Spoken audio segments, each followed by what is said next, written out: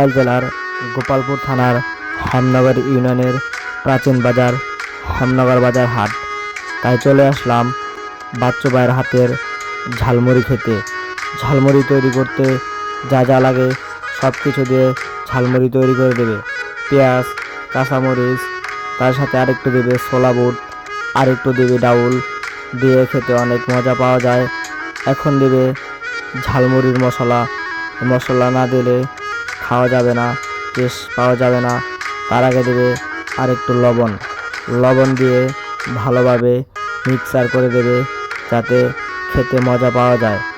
দেখতে দেখতে প্রায় ঝালমুড়ি তৈরি করা শেষ হয়ে গেছে। আর হ্যাঁ, আপনাদের কাছে ঝালমুড়ি খেতে কেমন লাগে কমেন্টে বলে যাবেন।